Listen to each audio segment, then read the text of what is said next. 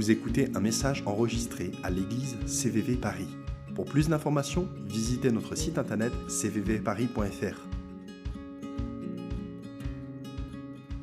Nous comptons sur Dieu, nous comptons tous sur Dieu. Et pour cette année, encore plus que jamais, n'est-ce pas? Avec chaque année qui passe, il y a des urgences qui s'accumulent et je suis là aujourd'hui pour introduire une série de messages sur le thème engagé. C'est un défi en fait, je pense, lancé à l'Église. Et aujourd'hui, le thème c'est engagé pour être réveillé. Pour être réveillé. Alors, je vais parler du réveil. Ah.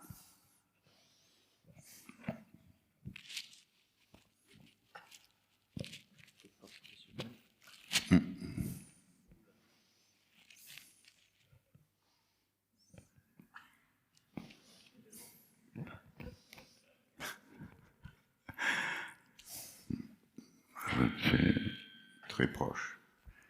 Ça va comme ça? Très bien. Merci. Bon, je veux commencer en faisant un petit rappel, mais pas dans le détail, du simple fait que cette Église, le chemin, la vérité et la vie, est fondée sur une vision donnée par Dieu pour le réveil de Paris et la région parisienne. C'est aussi simple que ça. C'est pas plus compliqué que ça. Mais quel grand sujet. Mais Dieu a exprimé son désir profond, absolu de réveiller Paris. Et je pense tout de suite à quelques petits mots qui se trouvent à la fin du livre de Jonas, l'histoire de cet homme un peu bizarre avec sa baleine et qu'est-ce qu'on sait. Mais tout à la fin, quand la mission de Jonas a été accomplie malgré lui, il discute encore avec Dieu parce qu'il n'est pas très content, parce que toute la ville de Ninive s'est repentie, s'est convertie, s'est tournée à Dieu, n'a pas été jugée, ils ont été sauvés. Quand ils ne le méritaient absolument pas, quand ils étaient païens, loin de Dieu, mais Dieu les a sauvés dans sa miséricorde. Et Jonas, en fait, il discute tout ça, et Dieu dit tout simplement, pourquoi je n'aurais pas pitié d'une grande ville comme ça, avec 120 000 personnes, et encore beaucoup d'animaux, Dieu inclut les animaux, pourquoi je n'aurais pas pitié d'eux? Et quand on songe à ça, on dirait, mais à combien plus forte raison, s'il y avait 120 000 à Ninive, il y a 100 fois ça à Paris, dans la région. Alors n'est-il pas dans le caractère de Dieu d'avoir pitié de cette ville?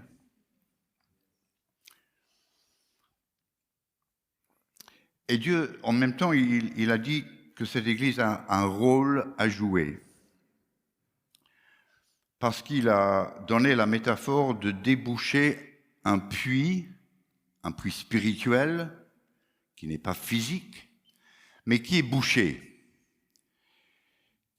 par des pierres que l'ennemi de Dieu et le nôtre, Satan, a mis dans ce puits pour empêcher la sortie de l'eau de l'esprit, l'effusion de la vie de l'esprit qui apporte la vraie vie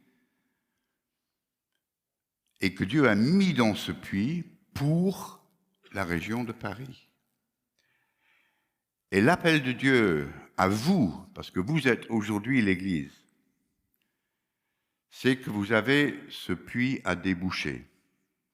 Je ne vais pas entrer dans le détail de ça, ce sera certainement un sujet pour un autre moment, parce que je veux aller en quelque sorte plus vers les conséquences de quand ce puits sera débouché.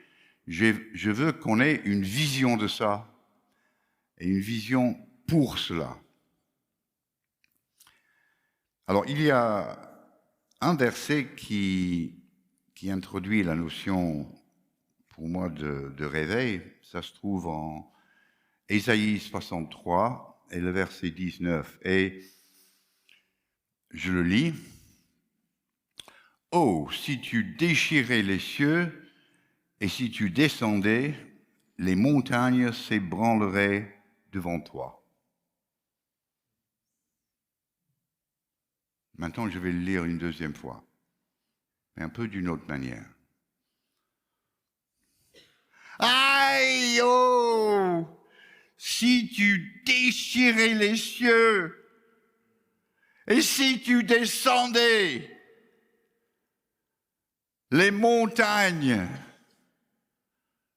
s'ébranleraient devant toi, ô Dieu.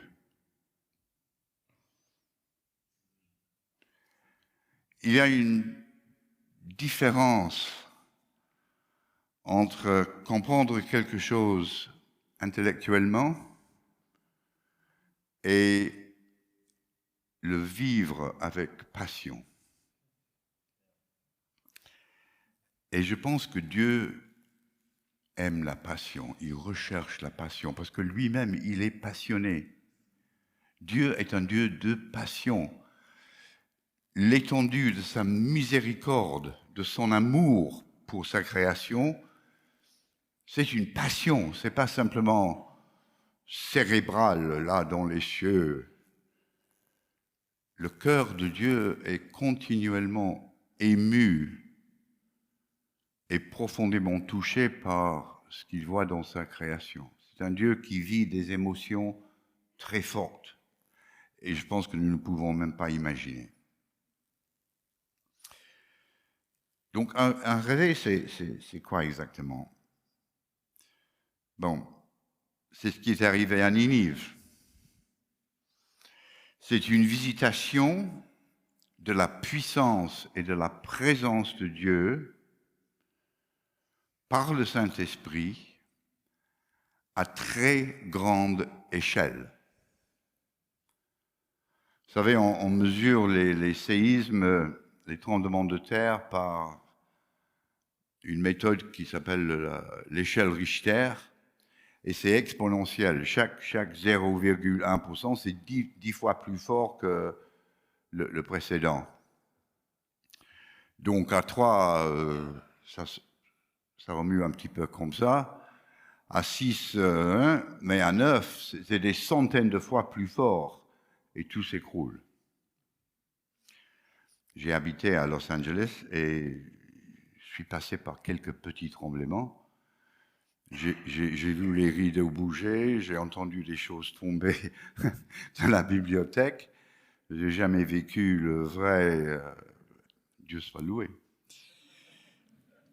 Mais spirituellement, un réveil, c'est un Richter échelle 10.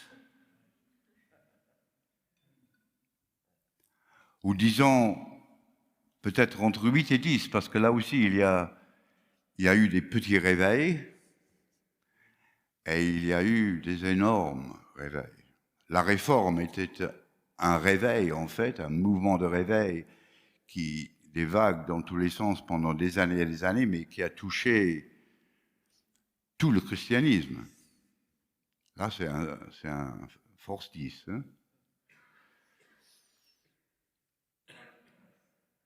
Et il y a toute une histoire des réveils. On ne va pas plonger là-dedans parce que ce n'est pas le sujet, mais c'est un sujet absolument fascinant. Je vous recommande de trouver un bon livre d'histoire des réveils, non seulement en France, mais dans le monde entier. Et on apprend beaucoup en étudiant un petit peu comment ça s'est produit, qu'est-ce qui s'est passé. On les trouve finalement aussi dans le livre des Actes. Le livre des Actes, c'est une histoire de plusieurs réveils dans les villes où l'évangile a été prêché par Paul, par Pierre et par d'autres. Ce sont des réveils parce que l'Esprit de Dieu est tombé sur les hommes et les femmes et a produit dans leur cœur un tel changement d'attitude, un tel changement, une transformation. Ce qu'ils niaient hier, c'est-à-dire l'existence et la gloire de Dieu et le droit de Dieu de régner dans leur vie, eh bien aujourd'hui, ils le crient et ils supplient le Seigneur de les pardonner et de les restaurer. Alors pour ça, il faut quelque chose qui secoue.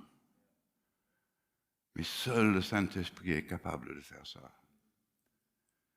Nous sommes appelés à prêcher la parole de Dieu, à annoncer les bonnes nouvelles de l'Évangile, mais ce sont des paroles, ce sont des raisonnements d'hommes qui essayent de communiquer à vous des idées conceptuelles. Mais ce qu'il faut par-dessus ça, c'est que l'Esprit de Dieu vient et transforme ses pensées dans quelque chose qui agit là-dedans. Et il n'y a que ça qui produise la transformation. Et il faut qu'on s'en rende compte.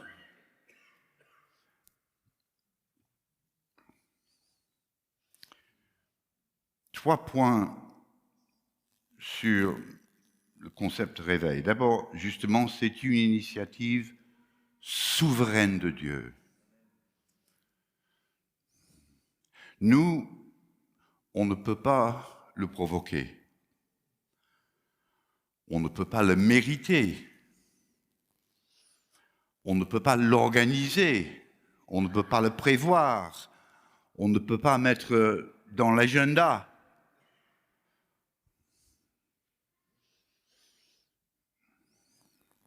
Nous dépendons à 100% de Dieu.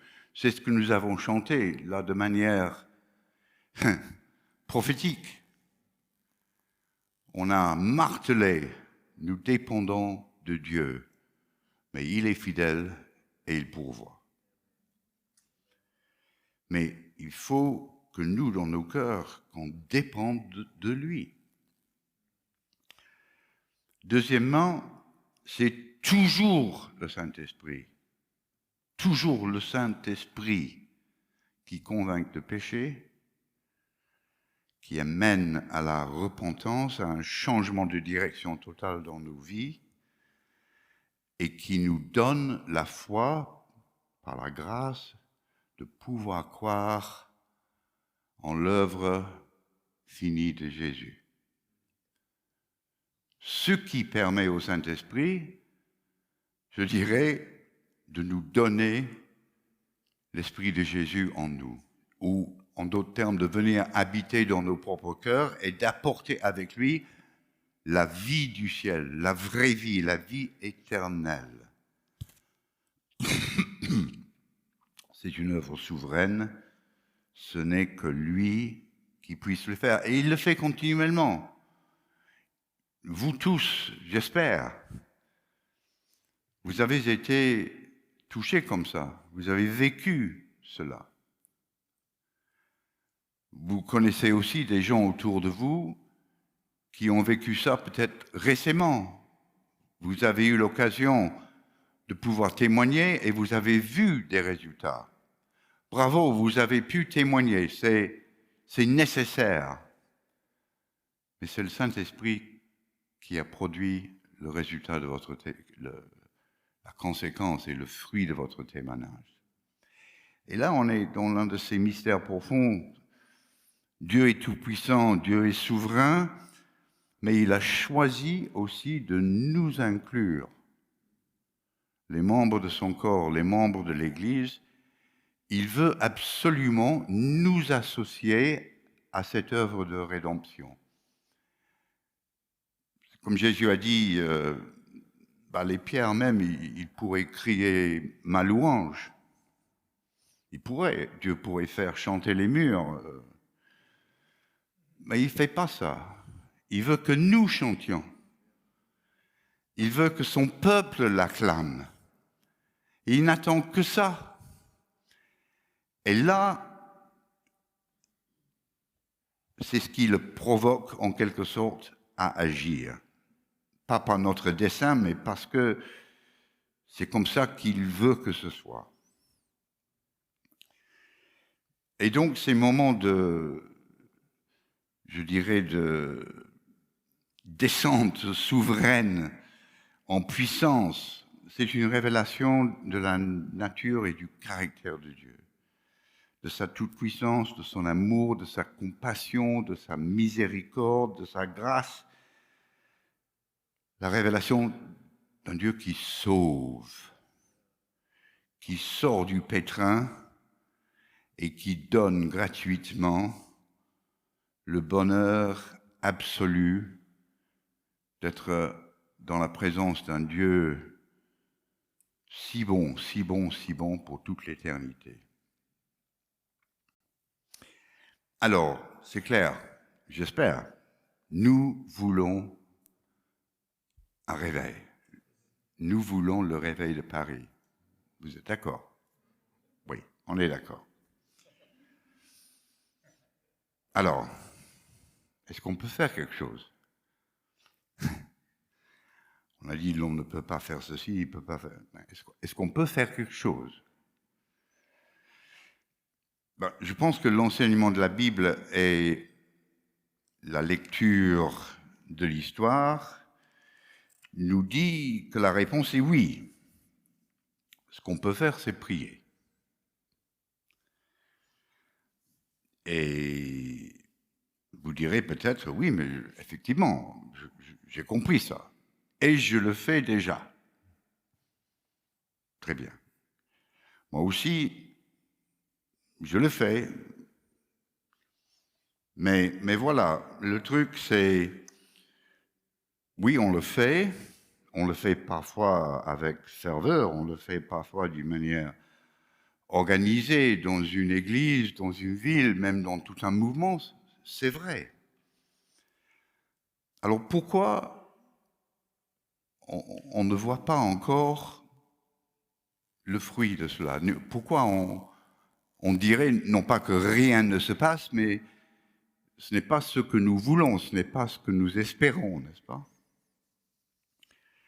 Est-ce que Dieu, finalement, il est un peu difficile, quoi. Enfin, je sais pas, il veut, mais il veut pas tout à fait. Je sais pas, il joue avec nous. Non. Honnêtement, non. Ce n'est pas son caractère. Parce qu'en fait, le réveil, c'est bien son objectif, c'est son but, c'est ce qu'il veut aussi.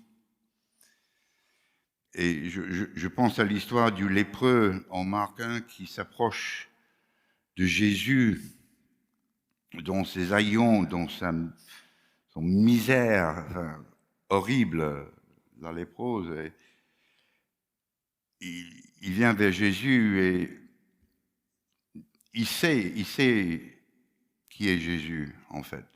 Et il dit à Jésus, si tu veux, tu peux me rendre pur. Si tu veux. Alors, c'est comme s'il y a une sorte de doute. Est-ce que tu veux vraiment? Parce que je sais que tu peux. Mais voilà, je suis là. Rien ne change. C'est de pire en pire chaque jour. Est-ce que tu veux? Et Jésus dit immédiatement, je veux, sois pur. Et instamment, la peau de cet homme a complètement changé, il est guéri. Parce que Dieu veut.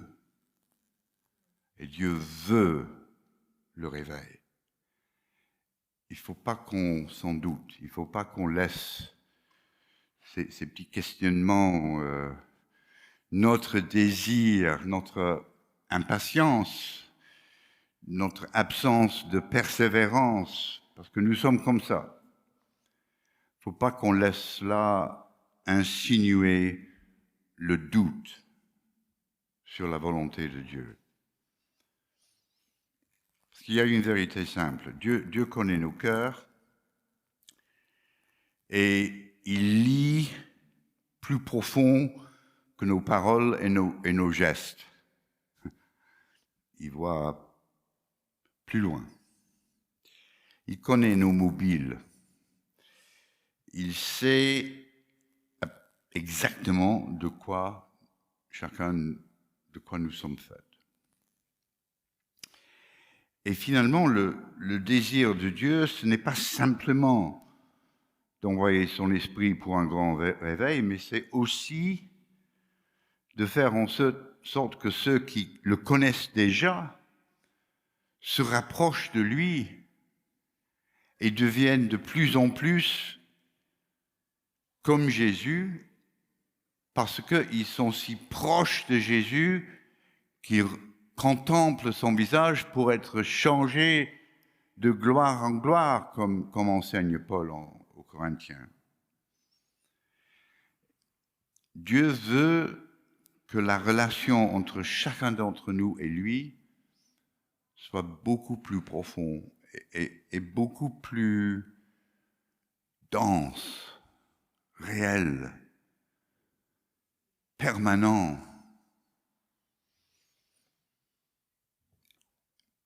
Et c'est lui qui agit pour nous conduire, pour nous pousser dans ce sens.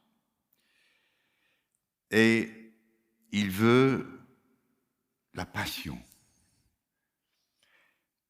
Et l'histoire, quand on voit comment s'est réveillé à travers les siècles, dans des pays différents, dans des situations différentes, comment ça a commencé? Il y a presque un fil commun que l'on trouve partout, c'est que il y a une personne ou un couple ou un tout petit groupe qui a commencé à vraiment avoir un focus sur le Seigneur et sur sa volonté et sur le besoin de réveil, qu'ils deviennent, entre guillemets, désespérés. Ils sont prêts à tout pour arriver là. Ils mettent ça au centre de leur vie. Ça devient, je dirais, obsessionnel. C'est un peu ce qui se passe, n'est-ce pas, quand nous, hommes ou femmes, quand on tombe amoureux de quelqu'un d'autre et on pense continuellement à lui, à elle,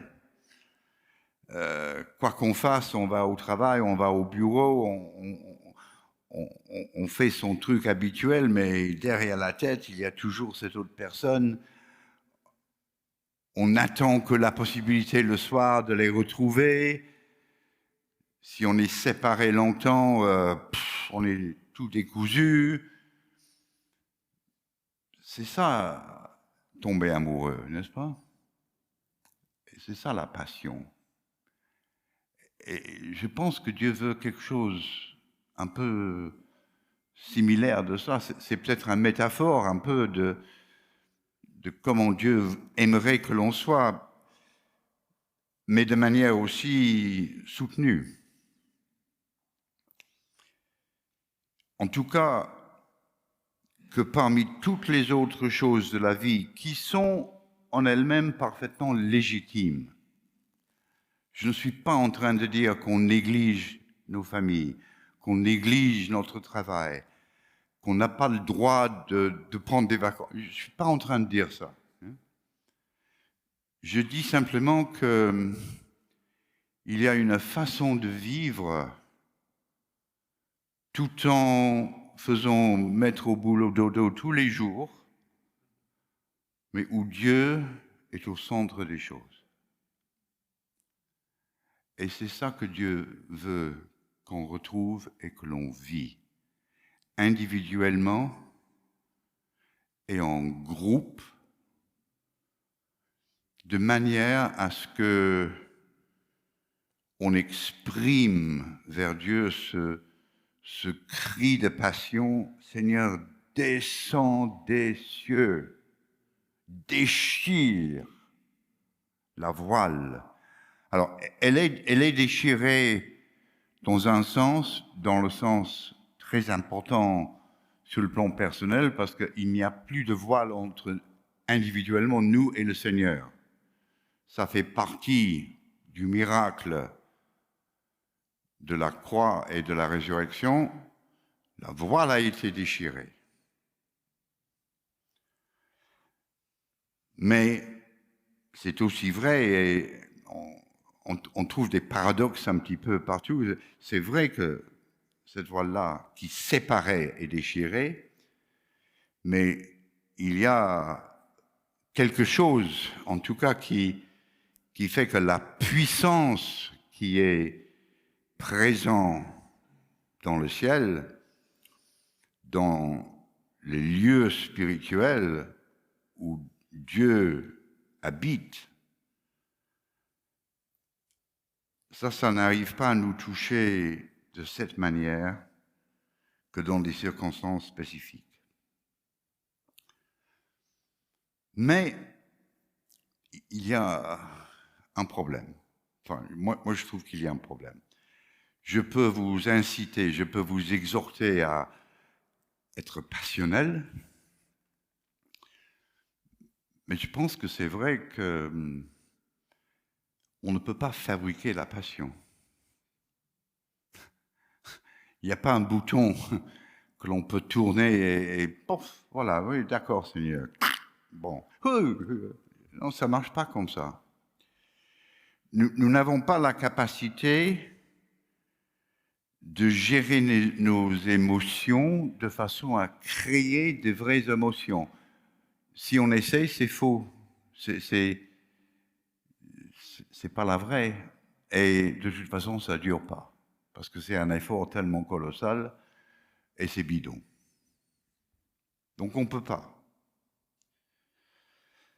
Donc, si on cherche des méthodes, c'est finalement une sorte de forme de convaincre, voire même de mettre un peu de pression sur Dieu. Ça ne marche pas non plus.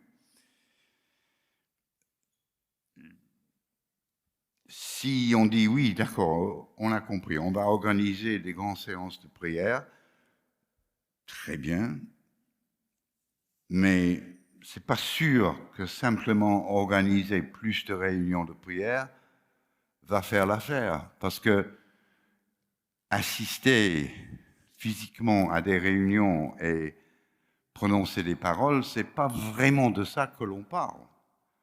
On parle de quelque chose qui se passe en chacun d'entre nous, entre nous et le Seigneur. Et ça, on ne peut pas le produire, on ne peut pas l'orchestrer. C'est quelque chose qui, elle aussi, est un fruit de l'Esprit. C'est un don de Dieu, c'est la grâce qui nous donne la possibilité de changer d'orientation. Donc, est-ce qu'il y a quand même quelque chose qu'on peut faire? Parce que je suis là en train de dire, il faudrait faire ceci, et puis je dis non, mais ça ne marchera pas. C'est pas ça qu'il faut. Et le sujet, moi je trouve que le sujet n'est pas facile, n'est-ce pas? Parce que il n'y a pas un protocole. Voilà. Voilà ce qu'il faut faire pour provoquer le réveil. Voilà. Il suffit que... Et puis, boum. Non, ça ne marche pas comme ça. Donc, est-ce qu'il y a quand même quelque chose qu'on peut faire? Je crois qu'il y a certaines choses. Parce qu'il y a certaines choses que l'on peut, en tant qu'être humain, on peut décider de faire et c'est valable. Il y a des choses où notre libre arbitre peut agir et ça produit un résultat que Dieu agrée. Je pense par exemple, vraiment reconnaître, et là on l'a fait ce soir, et si vos cœurs étaient unis dans le chant qu'on a exprimé, on l'a fait, c'est-à-dire confesser, reconnaître notre dépendance de lui. Ça lui plaît, pour autant que c'est du vrai. Et que cela pénètre nos entrailles et que notre comportement et que notre pensée et nos attitudes soient pétries de cette réalité, ça va nous changer, ça va changer la manière dont on agit dans le quotidien, n'est-ce pas? Parce qu'on va savoir qu'on ne dépend plus de mon autosuffisance, ma capacité de prévoir, de faire. Non, je dépends de mon Seigneur. On peut aussi vraiment considérer la situation du monde autour de nous. Je ne dis pas qu'on ne le fait pas, déjà. Mais j'ai l'impression quand même que dans le monde où nous vivons, en tout cas, il y a tellement de choses, d'impressions, de communication médiatique, de tout sens qui nous assaillent tous les jours on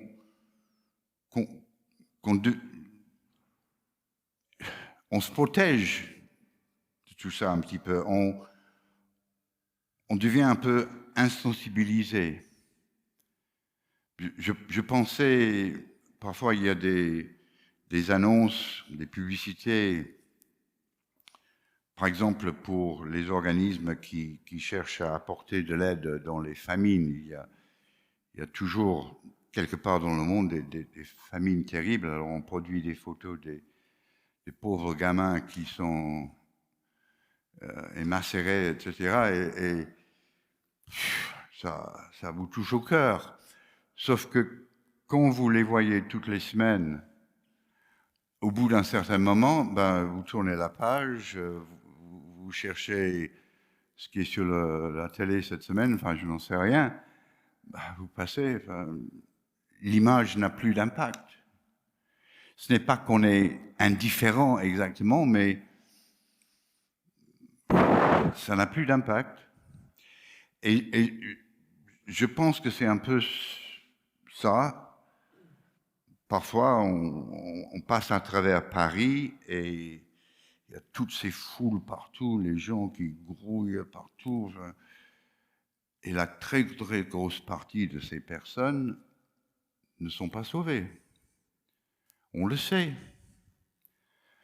Mais on n'est pas tous les jours touché par ça parce qu'on a nos propres préoccupations, on est en retard, etc., n'est-ce pas? Moi, maintenant, j'habite à la campagne. Quand je rentre à Paris, je suis de nouveau vivement touché à être dans le métro et de voir tous ces gens.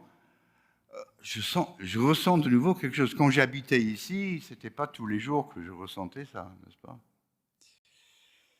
Mais cela, il faut admettre que c'est le cas. Il faut dire oui, c'est vrai, Seigneur. Je suis un peu endormi là-dessus. J'utilise le vocabulaire de réveil, n'est-ce pas?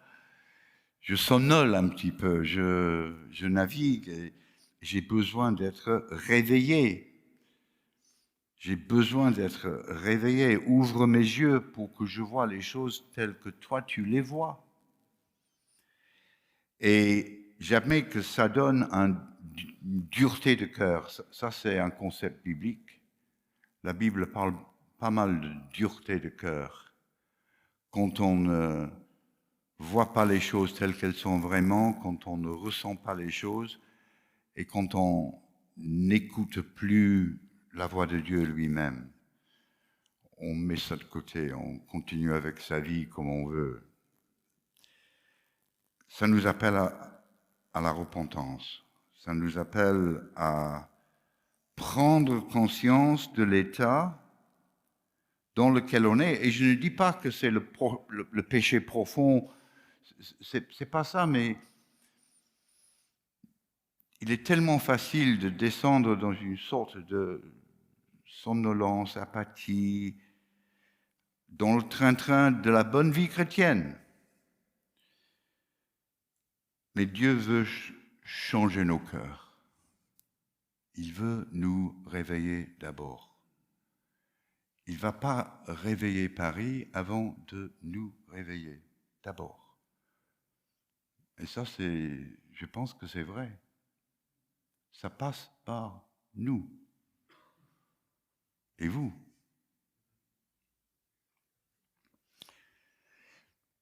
Qu'est-ce qu'on peut faire? Pratiquement, on peut dans sa prière personnelle s'examiner, demander à Dieu de nous montrer, de nous communiquer.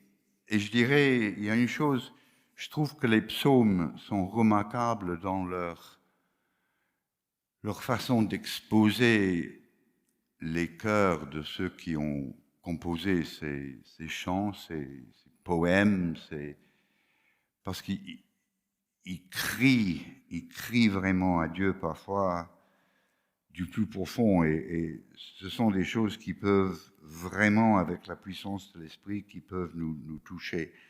Par exemple, je prends simplement quelques versets, psaume 84. « Combien tes résidences sont aimées, éternel maître de l'univers, mon âme soupire et même languit après les parvis de l'Éternel. Tout mon être pousse des cris de joie vers le Dieu vivant.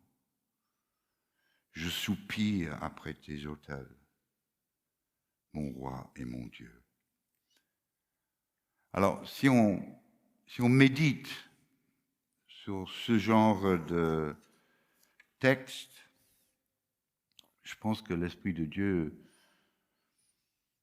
entame un travail au plus profond de nous et il assouplit cette dureté, il commence à travailler en nous et c'est ainsi que je pense qu'on peut l'espérer et on peut avoir une foi pour ça, que Dieu, en fait, accomplit ce que nous ne pouvons pas faire, c'est-à-dire transformer nos cœurs et nous rendre dans une situation où nous avons une vraie passion pour nous approcher de lui avec un objectif de réveil.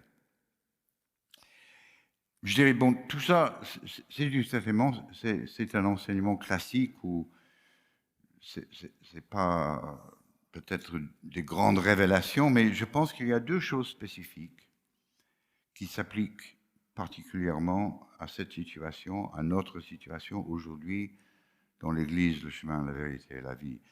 Le premier, j'ai déjà évoqué, c'est que parce que Dieu, en suscitant cette Église, a parlé de la manière dont il a parlé, cette Église, et ça veut dire vous-même, individuellement et ensemble, vous êtes héritiers d'une promesse de Dieu. Et cette promesse, c'est que si vous travaillez à déboucher le puits, Dieu libérera l'eau qui sortira de la puits. Ça, c'est une promesse de Dieu.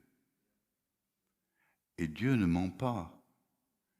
Il ne peut pas faire une promesse et puis l'oublier.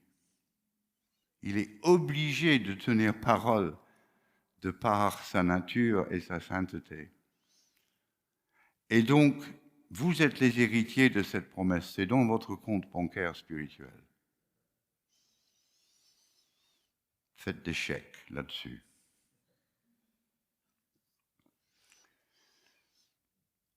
Et même si ça prend du temps, il faut revenir sur ces paroles de Habakkuk dans le 2e chapitre d'Habakkuk où il a dit, concernant justement la notion de vision, qu'il faut écrire afin qu'on le lise couramment, qu'on comprenne ce qui a été dit par Dieu.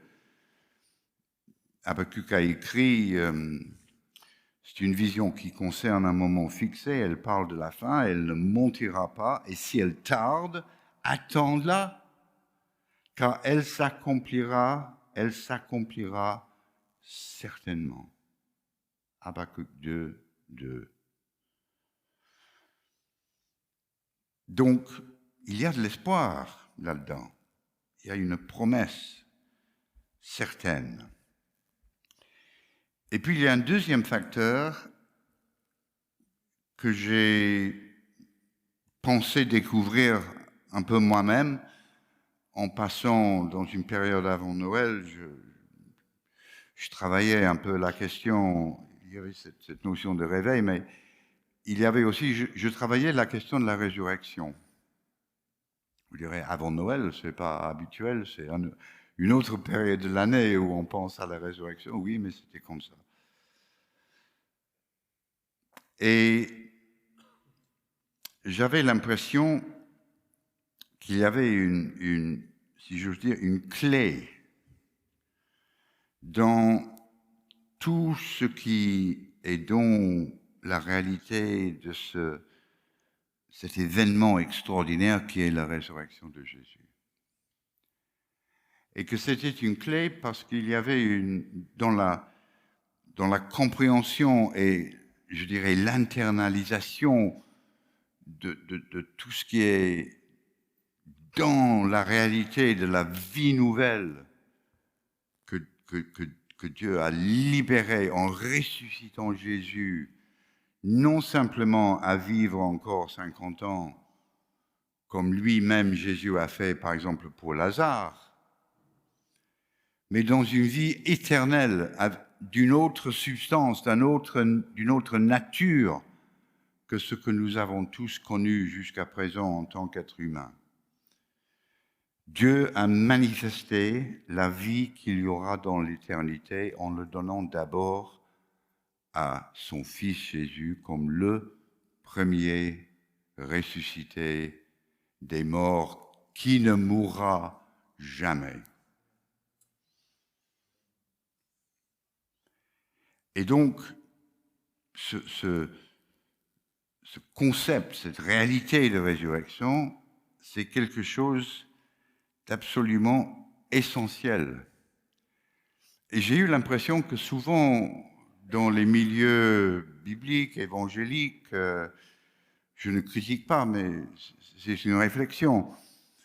Bien sûr, Noël, c'est toujours et valablement, c'est la venue de Jésus. C'est extraordinaire, c'est miraculeux. La croix, c'est le passage obligé. Jésus a accepté la croix. Il a accepté de donner sa vie librement. Et il y a des choses très profondes que nous devons comprendre sur la croix et appliquer dans nos vies personnelles. C'est tout à fait vrai.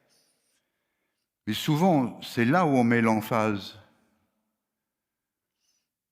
Au point où, dans certaines églises, n'est-ce pas, la chose la plus importante, c'est la croix.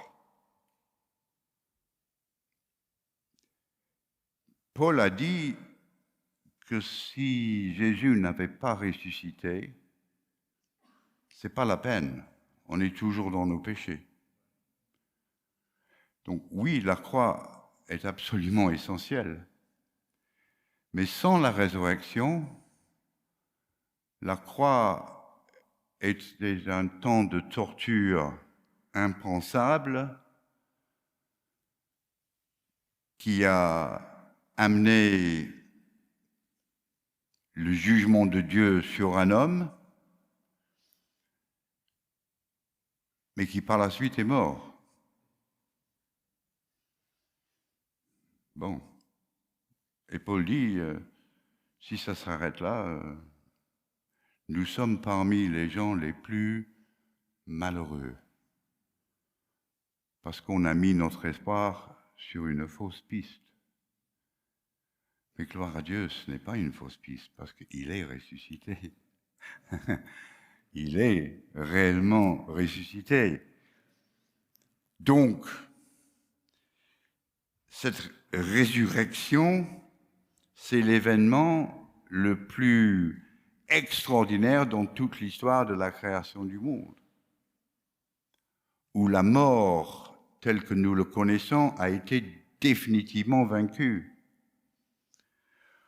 où le Saint-Esprit a pu être libéré d'une manière nouvelle pour visiter le monde entier et venir habiter dans chaque individu qui croit et agir parmi nous et en nous sans limite. La puissance de la résurrection est ce qui nous donne la vie aujourd'hui.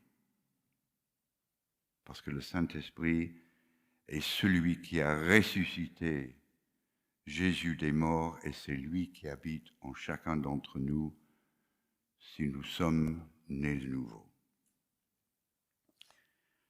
Alors, cette pensée, c'est que quelque part, peut-être il y a, en méditant, en creusant dans la notion de la résurrection, il y a potentiellement une action justement du Saint-Esprit en nous pour libérer un renouvellement de notre foi, de notre passion,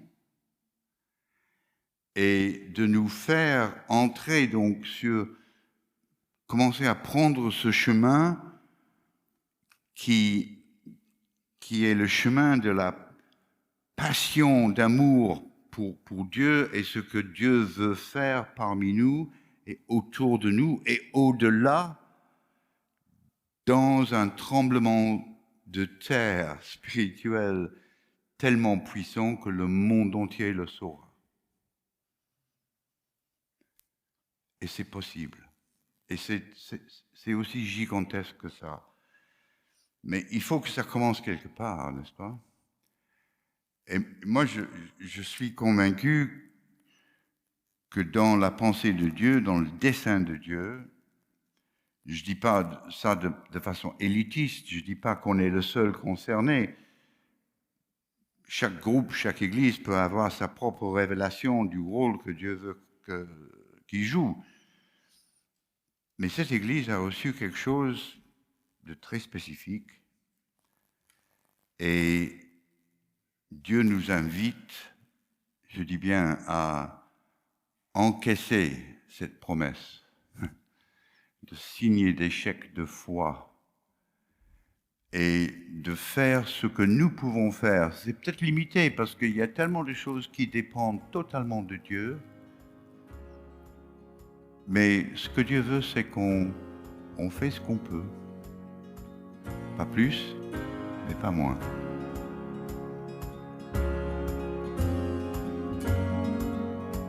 Vous venez d'écouter un message enregistré à CVV Paris. Pour plus d'informations, visitez notre site internet cvvparis.fr.